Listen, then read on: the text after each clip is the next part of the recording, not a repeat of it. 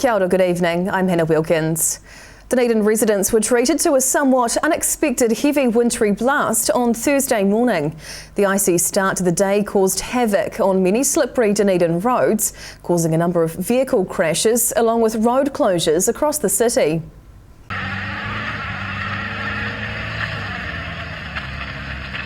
Despite forecasts of snow for a number of days in Dunedin, many residents were still surprised to wake up to an icy blast on Thursday morning. The overnight fall quickly froze, causing black ice and forcing a number of roads around the city to be closed. Emergency services were kept busy with a flurry of accidents on Dunedin's slippery streets. Upper Stewart Street, one of the worst affected, along with parts of Mornington. The black ice caused a run of vehicles to lose control, crashing or being abandoned near the top of the steep street. The road was closed at around 7 this morning, reopening to traffic about 2 hours later. Younger residents were treated to a sleep-in, with all schools and kindergartens in the city having late starts. Many bus services in the hill suburbs were also cancelled or delayed. And the icy conditions also causing issues at Dunedin Airport. 4 flights to and from Auckland had to be cancelled, with other services also delayed. In Dunedin, the South Today. Radio host Steve Broad has been confirmed as Invercargill's newest city councillor. A council seat became vacant after the resignation of Nigel Skelt. 14 local residents had put their names forward for the chance to take on the job, including the partner of former Mayor Sir Tim Shadbolt. Smiles all round for Invercargill's newest city councillor. Southland radio presenter Steve Broad was sworn into council on Tuesday afternoon by Invercargill Mayor Nobby Clark, after being confirmed as the winner of the council by-election by more than 1,200 votes. Broad expressed his thanks to the city's residents, saying he felt privileged and honoured to have been trusted with each person's vote. I am dedicated to this role. I will work hard for all the voices in this city, and thank you for the honour of serving this community.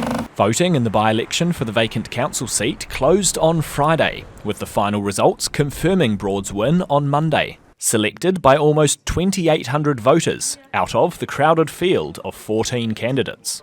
Broad's family also attended the council meeting. Father Michael proud of his son's achievement and confident he'll do well in the new role. You're never going to please everyone, but I think he'll listen and try and fight for the things he feels need fighting for and speak on behalf of the residents. Yeah. And it was straight down to work for Invercargill's newest city councillor, getting to grips with his first official meeting as part of the Community Wellbeing Committee. In Invercargill, the South Today. A long-awaited development in South Dunedin has finally been set into motion, with a new facility being promised by the council for the community to enjoy. The combined South Dunedin Library and Community Complex is expected to cost the Dunedin City Council just over $21 million, with the goal of being open by mid-2025. It'll now be built on the former Wolfenden and Russell site on King Edward Street, which suffered a devastating fire in 2020. After the building was demolished, the original plans were for a 3-level building featuring retail and office space, along with car parking. Meanwhile, the DCC had planned to build the library at the former Veggie Boys site, but says partnering with developer Positive Property on this new site will cost significantly less. The community facility will boast meeting rooms, IT learning spaces and a recording studio. Dunedin Mayor Jules Raddick says the project is an exciting development for South Dunedin. In Dunedin, the South Today. Queenstown motorists will soon feel a lot safer welcoming new traffic lights in an area Waka Kotahi deems as high risk. New traffic lights at Remarkables Park in Frankton are set to be switched on as early as Monday, after weeks of being kept under wraps. The traffic lights are installed on Hawthorne Drive, at the intersections of Red Oaks Drive and Cherry Blossom Avenue. The whole project cost $1.8 million. Queenstown ratepayers and Waka Kotahi NZTA each paying just under half, with the balance coming from Remarkables Park Limited. Waka Kotahi's subsidy was a part of its Road to Zero program, which aims to reduce deaths and serious injuries on the roads. The location was deemed as high risk due to the area's explosive growth in recent years. large volumes of traffic travel along Hawthorne Drive each day, but the Queenstown Lakes District Council is confident the new lights will significantly improve traffic flow and public safety. In Queenstown, the South Today. There's been a significant milestone for Christchurch's earthquake recovery, with management of the residential red zone transferred back to the Christchurch City Council. The official handover was marked with a ceremony in the abandoned residential area. Red zone reclaimed. 604 hectares of former residential red zone land handed back to the people of Christchurch. Minister for Land Information Damien O'Connor officially sealing the deal with Christchurch Mayor Phil Major on Thursday afternoon, more than a decade on. We're handing it back to council. We don't often hand stuff back for free. The final stage of quite a long process, one that hasn't been easy, but it's been necessary. Following the 2010-2011 earthquakes, the Crown and insurers obtained the properties through voluntary buyouts, demolishing or removing more than 8,000 houses from the Waimakariri across to the Port Hills. The Minister acknowledging the thousands of former residents that still had an emotional connection to the land. Who knows where this will go from here, but obviously the risk assessment for land utilisation is in a different space than it was 15 years ago. And so hopefully we can now all share it. Mayor Phil Major says a number of development projects for the land are already underway. In the next 12 months, we're going to be busy. Work on the pathway will begin.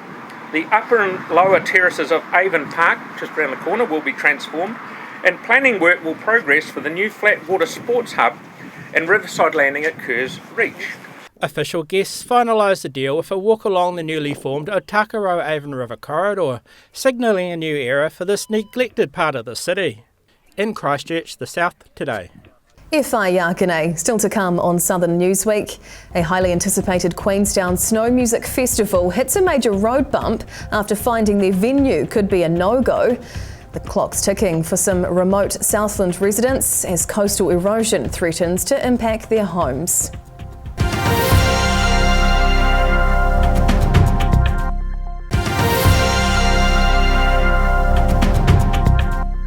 Tēnā koe, welcome back.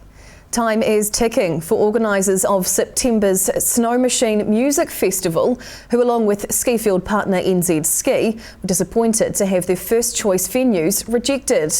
The Queenstown Festival blends snow activities with nighttime music parties, but the council has told them the recreation ground is out of bounds. The Snow Machine Music and Ski Festival is still on the hunt for a venue for next month's event, after organisers were refused use of the Queenstown Recreation Ground. With just a month to go, organisers say they're gutted the Queenstown Lakes District Council has declined the use of the field for the event's 3 nightly gigs. That's despite Snow Machine offering to pay $500,000 to fix drainage issues at the recreation ground. The council says it was concerned about the damage caused by 5,000 people partying on the field, which is due to be used by 12,000 runners in November for the annual Queenstown Marathon. Snow Machine had to drop plans for their second choice venue of the Queenstown Primary School grounds after the neighbouring Kiwi Park Wildlife Sanctuary opposed the resource consent. The Animal Reserve says the breeding season of its endangered birds was disturbed when the festival was held there last year. Festival organisers are now finalising plans for a third choice venue, likely to be at Frankton's Remarkables Park, in a paddock in the surrounding area of the Remarkables Market on Red Oak Drive. Snow Machine is billed as 4 days of music, snow and après adventure, with events and DJs at the Remarkables and Coronet Peak ski areas during the day, and music festival parties downtown at night. In Queenstown, the South Today. Imagine if your home was coming closer and closer to being washed away by the Southern Ocean. Some rural Southland residents say this is a reality for them and are concerned the clock is ticking to find a solution. This eroded seawall isn't what it once was, exposing the bottom of New Zealand to the harsh Pacific Ocean. Blue Cliffs Beach Road is a tiny seaside settlement in rural Southland, but the 7 permanent residents here are worried about the future of their homes. The area has been protected from the ocean for more than 1,000 years by a gravel spit, but that's now rapidly whittling away. Resident Chris Wood believes the erosion's been caused by the effects of the Manapori power scheme, with hydro stations more than 100 kilometres upstream from the Waiau river mouth. There was no thought given to what's happening down here at the mouth when they built the dam scheme up there. And now we're suffering the consequences of it now. He's lived in the area for more than 30 years and is saddened by the current state of the spit. We used to be 100 metres plus wide. You could play a football game on the spit, across the spit. There was that much gravel. And now it's nearly all gone. Blue Cliffs Beach Road residents are voicing their concerns to the Southland District Council. Mayor Rob Scott plans to meet with them soon to try and find a workable solution. In Tuatapere, the South Today. Rugby fans, young and old, swarmed to the Octagon last Friday to give the All Blacks a warm welcome to the cold Dunedin weather.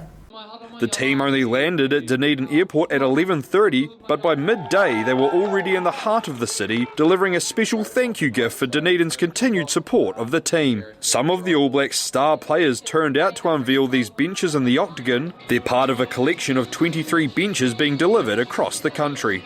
The ceremony started with a haka from a group of Kings and Queens High students before queues formed for a chance to meet the players and grab a quick photo on the new benches. No, it's a pretty good showing, especially for a cold Friday morning. I think there's a few kids who have managed to get the morning off school, which is a pretty good excuse, I reckon. And it's set to be an emotional time for a number of players this weekend, including Sam Whitelock, who'll play their last game on home soil against the Wallabies. The final Bledisloe Cup match kicks off in Dunedin on Saturday afternoon. In Dunedin, the South Today. New Zealand track cyclist Elise Andrews claimed a maiden World Championship title earlier this week after a hard-fought battle during the Keirin final in Glasgow. Elise Andrews, who grew up in Wanaka, became the first New Zealander to win an individual sprint title at a World Champs. The 23-year-old powered her way to gold in the Keirin final at the Track Championship in Glasgow after taking the lead with 2 laps to go. The result needed a photo finish, with Andrews beating out 2-time world champion Martha Bayona Pineda by just 100th of a second. Oh, Andrews holds on. That was fantastic. New Zealand world champion. She looked the most relaxed and she absolutely delivered it.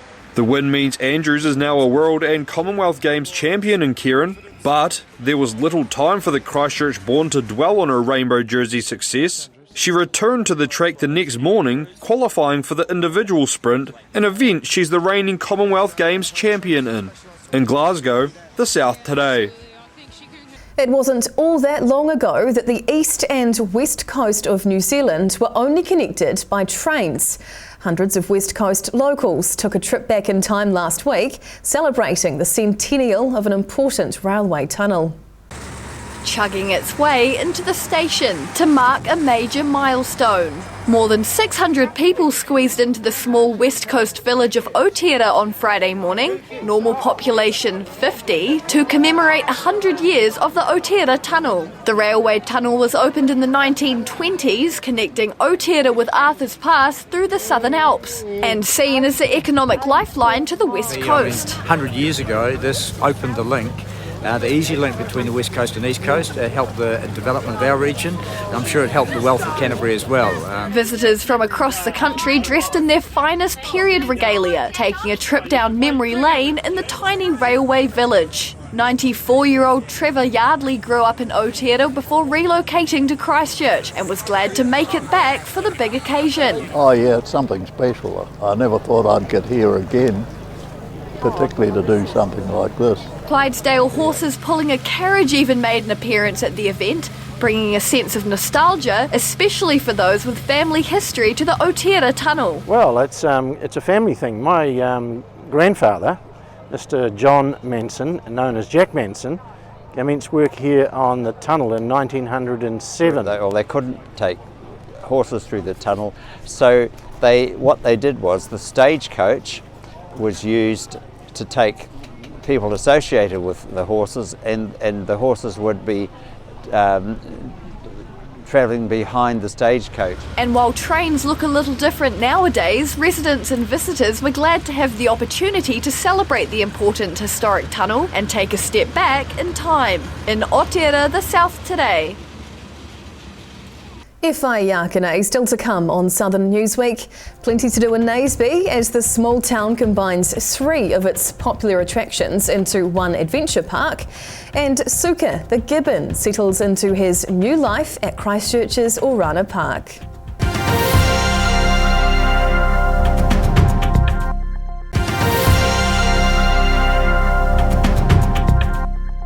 Tēnā koe, welcome back. The small Maniatoto town of Naseby has welcomed a new addition to its lineup of attractions, offering a 3-in-1 operation all year round. The former Coronet Peak Cresta Run track was donated to the local trust, with the Alpine Slide being rebuilt and given a new lease on life. Sliding down the newly opened Gold Rush Luge at the official launch of the Maniatoto Adventure Park. The Adventure Park combines the town of Naseby's ice rink, curling rink and ice luge, which have operated independently for over 30 years. Around 70 people gathered for the grand opening of the summer luge on Saturday, with guests getting the chance to try out the slide. It's great. It's so good to see their happy faces. People riding the Gold Rush Luge with a big grin on their face. The former Coronet Peak Cresta Run track was donated to the trust a few years ago. The Alpine Slide being rebuilt with the help of the community, who supplied voluntary labour, with $85,000 being raised for the project. Naseby's Ice Luge is the only one of its kind in the southern region, but this new attraction will give visitors more options when over the summer season. In the world, there is no other place that has an artificially refrigerated natural track.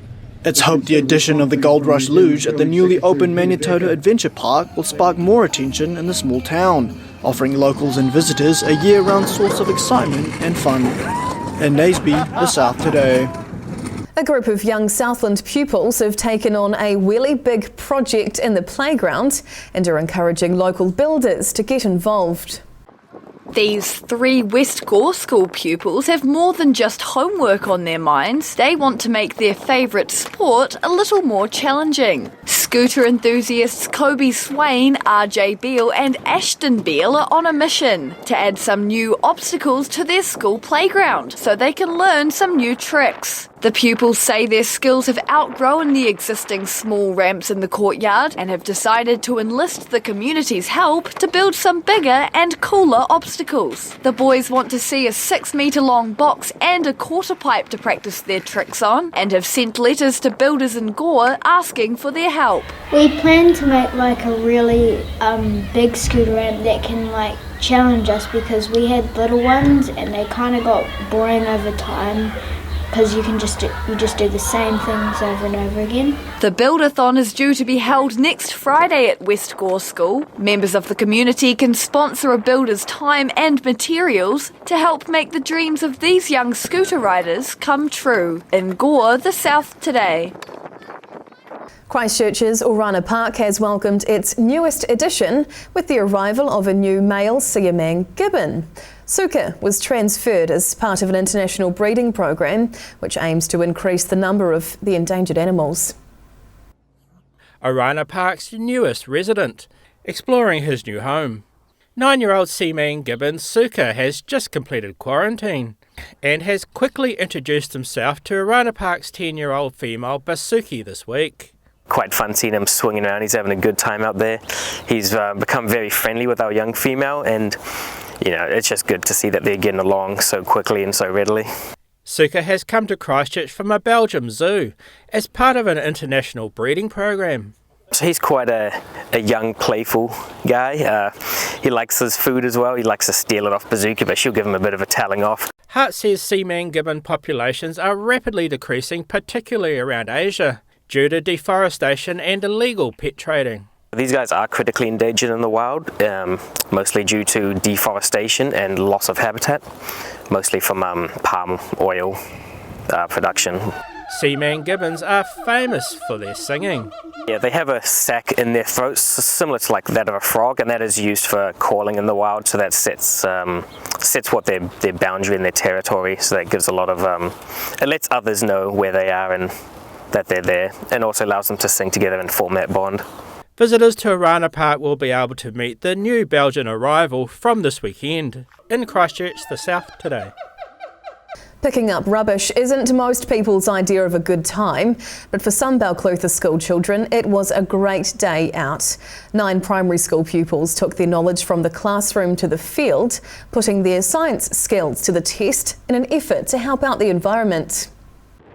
These Balclutha primary school pupils are keeping their community clean in the name of science. Waiwera South School children joined 2 local environmental experts at Kaka Point, discovering that collecting litter could mean more than just a tidy beach. This exercise was done as a part of a National Litter Intelligence Survey, which is a citizen science experiment run by Sustainable Coastlines. We do long-term surveys of particular sites around Aotearoa to get an idea of the litter flux, how much litter is coming into these places, and also the litter content. The school children were tasked with sorting through the rubbish at the Kaka Point Bowling Club after picking up every bit of trash they could find on the beach. And today we're collecting rubbish and weighing it and counting them to see how much rubbish is on the beach today and how many there will be next term and as the years go past.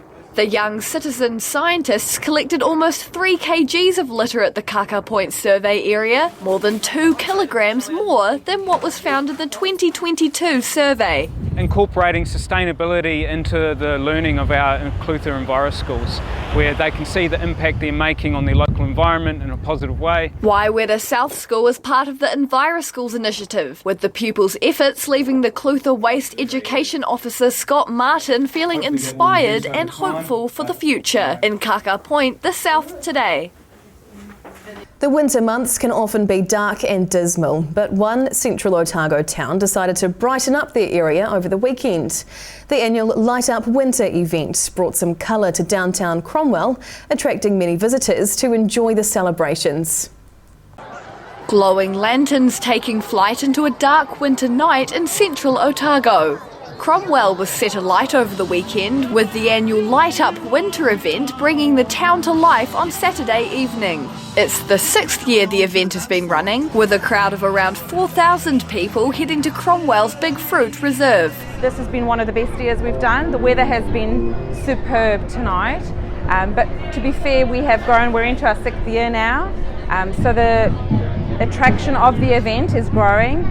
The event ran throughout the day, with activities including craft markets, food stalls, local performers and colourful costumes on display. The grand finale of the day was a mass lantern release, and marketing manager Tanya Dennis says connecting the community was absolutely magical. I think it's so important for us to get together, make new connections. We have people that are newcomers to Cromwell and the wider region.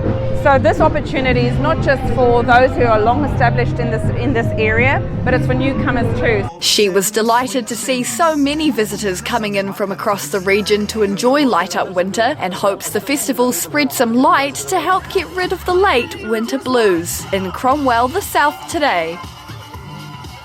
That wraps up this edition of Southern Newsweek. For the latest news and videos from the Southern region, head online to odt.co.nz. And you can follow Channel 39 on YouTube and the South Today NZ on Facebook to catch our news bulletins on demand. We'll see you again next week. Mā te wā.